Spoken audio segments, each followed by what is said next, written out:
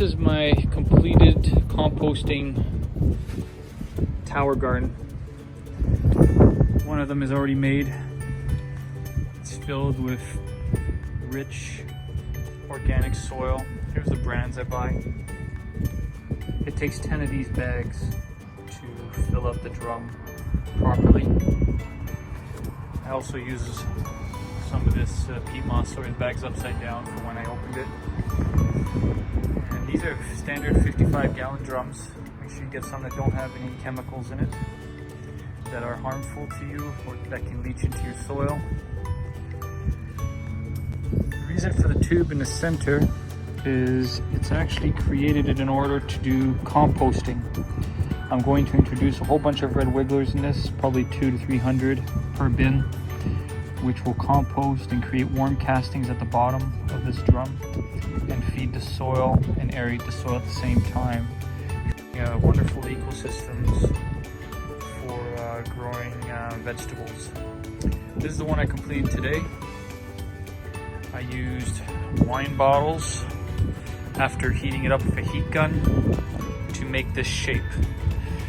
How it's actually made is 5-inch slits with a 4-inch gap in between approximately, just spread evenly all the way around to give us 9 trays per row. And there are 6 rows for a total of 54 plants for the pockets only. But you can plant on top. Here's an onion that I regrew some roots, and I'm going to see how that regrows in that planter. That's just store-bought. So the inside is made up of the pipe, which has holes all the way around evenly so that the worms can travel to and from. And then the composting, and it's mounted to the bottom. These bins are going to be raised and put onto a platform that's approximately 8 inches so that I can put a tray underneath that's going to catch all the fluids coming out of here. So I did not seal around this so that the fluids from the soil, when it rains or gets watered, can ooze out of here. And in the center here is the cork for the composting tray so that I can remove the rich nutrient worm castings from the bottom here. I did put cotton balls in here and drilled a whole bunch of holes, so that the water, rich compost tea, can leach out easily. And if there's any sediments and stuff, it won't clog up the holes unnecessarily. It'll just filter through the cotton. That was my reasoning behind that. It's not a perfect design, but I know it's pretty efficient.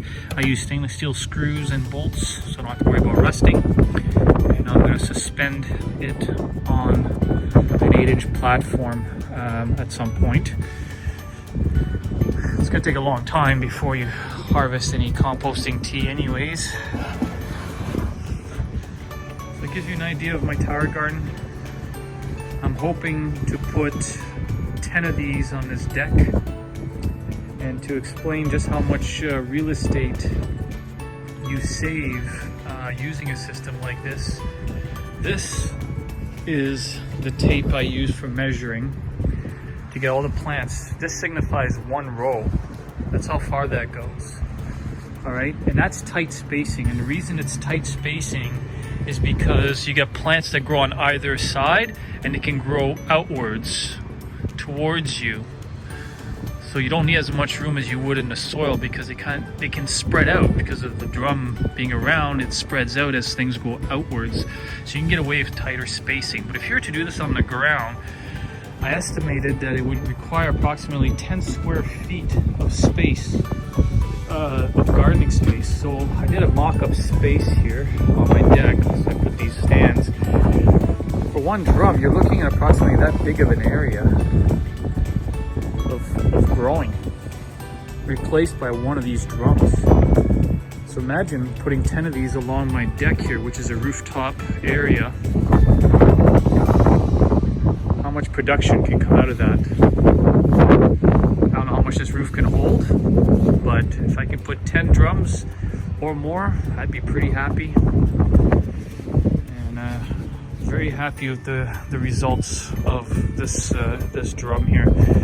A heat gun until it becomes malleable, and then you insert a wine bottle in there and let it cool off.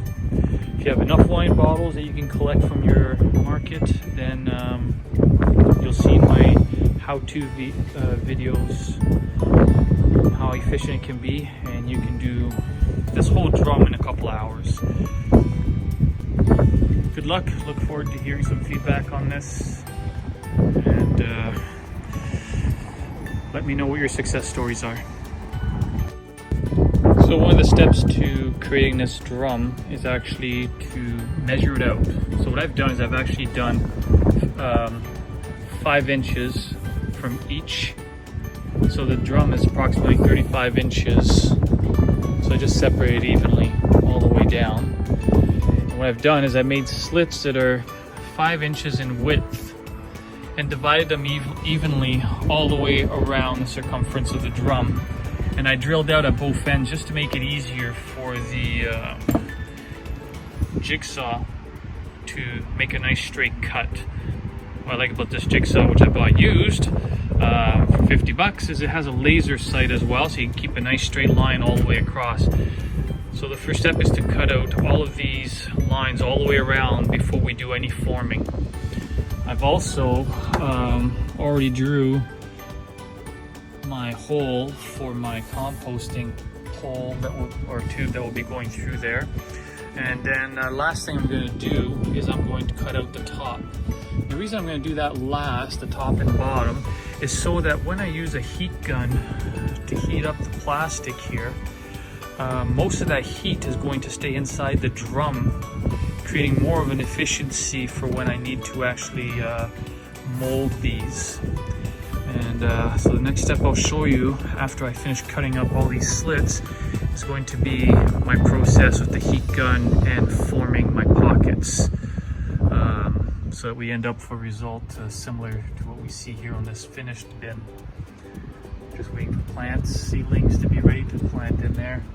And I've already started throwing some compost in there. Can't really see it this lighting, but kitchen scraps have already been put in there. So the process is starting, and stay tuned for the next update.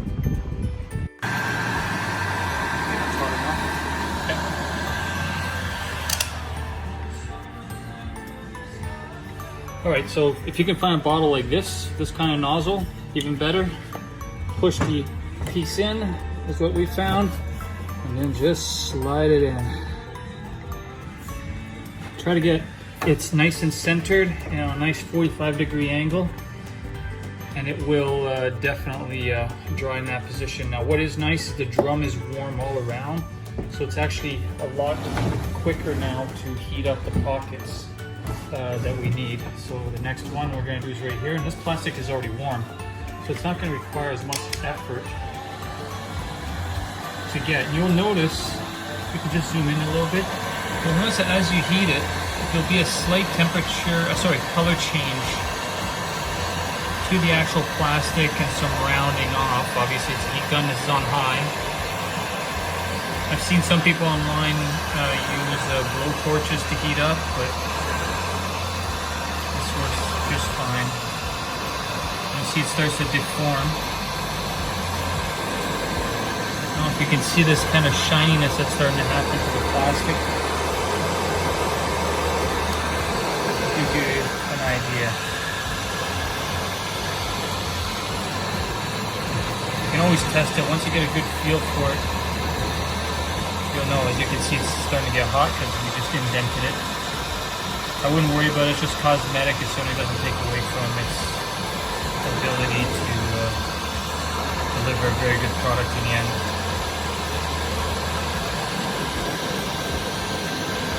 So I'm thinking this is probably ready to go now because the rest of the plastic was still warm. So I'm going to attempt this particular pocket right now.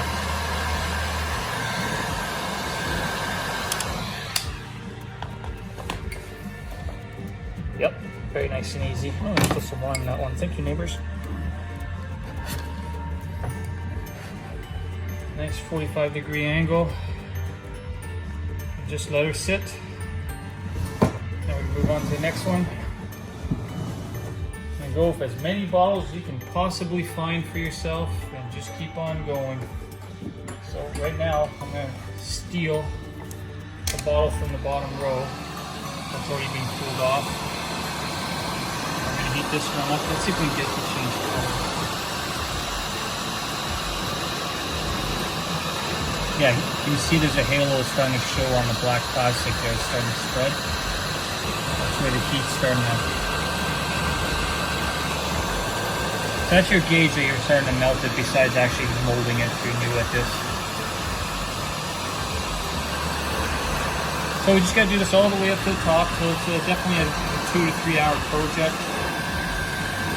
So you'll end up with a very nice product in the end that'll last you a good lifetime.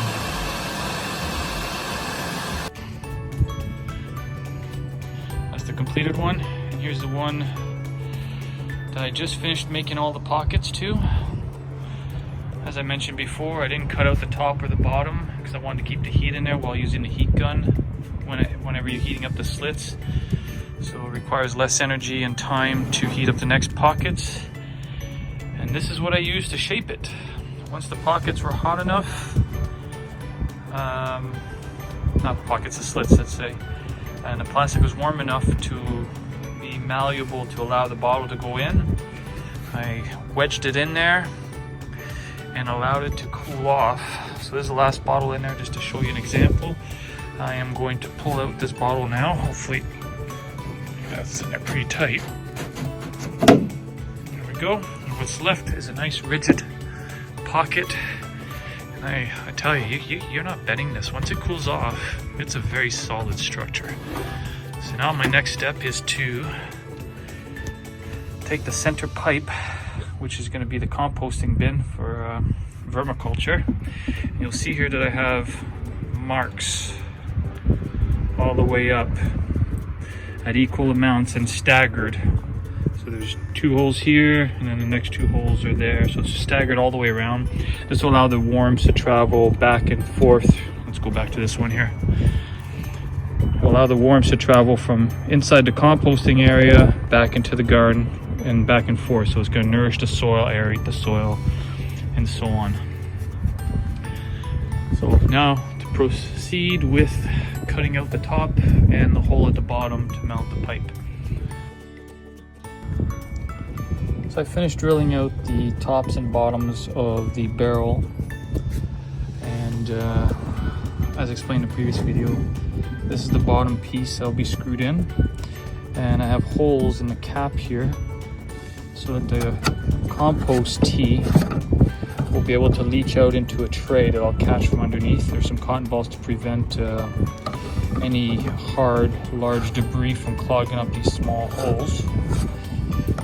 And also to create drainage in the drum, I am not going to seal around here.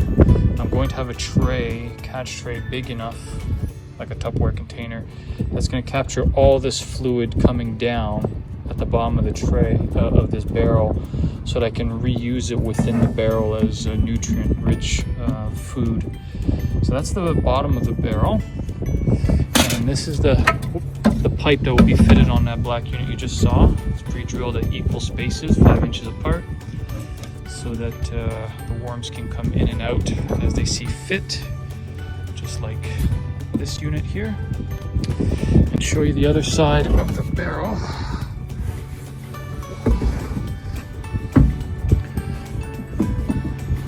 Some people would want to cut the barrel here all the way across. I decided to do the top so that I can get a much beefier handle to grab onto, as these things are quite heavy when they're full.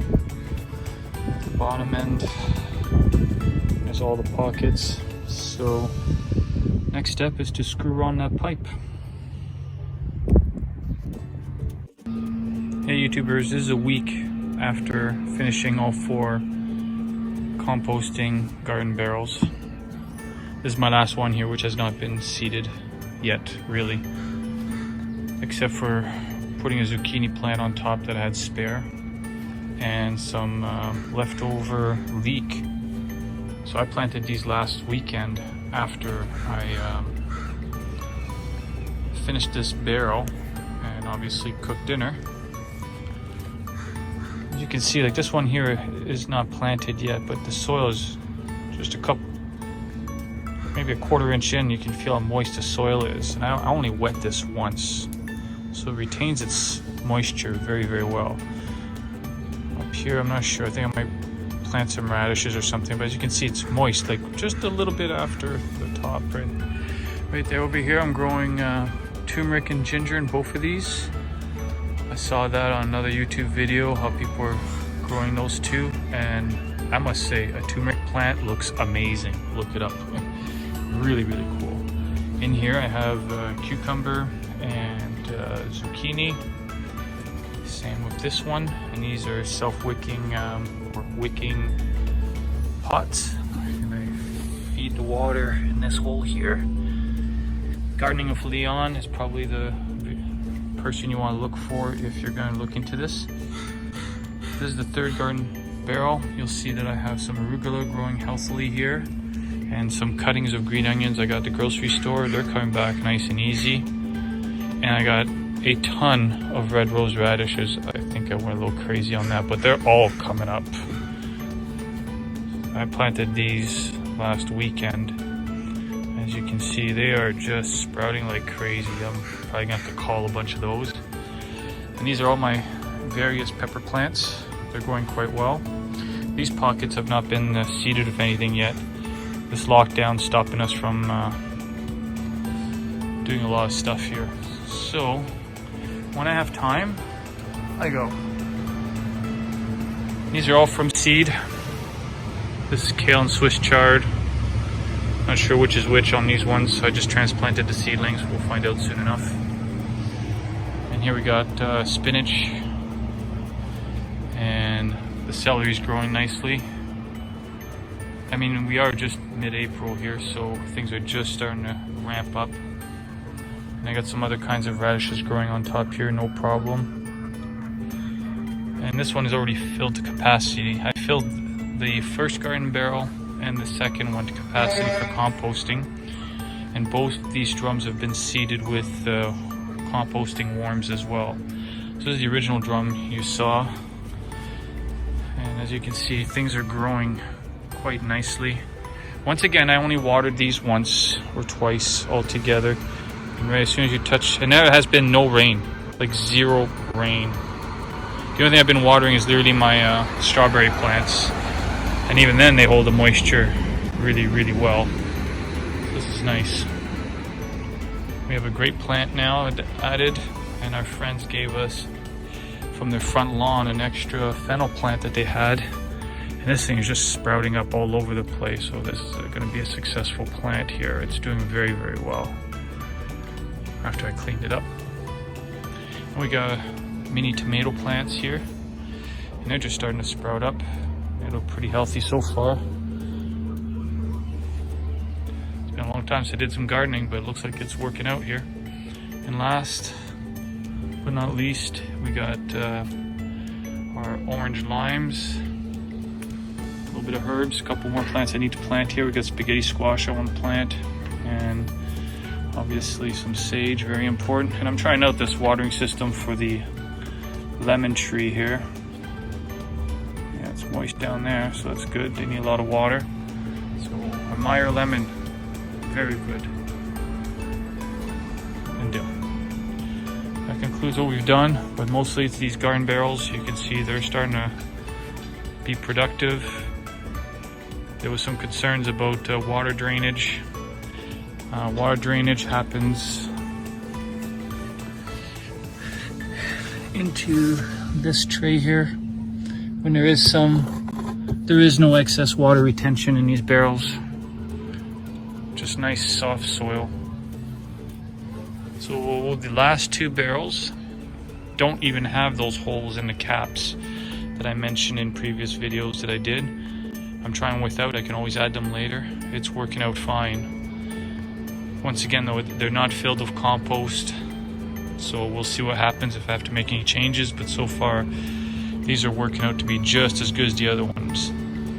One major difference is these two last, well actually these 3 last barrels, the pockets are larger because I had larger bottles to work from. Now we can't leave the cats out, so we now have cat grass growing for them because they've been chewing at the leaves of my Brussels sprouts and kale. Gotta give them something too.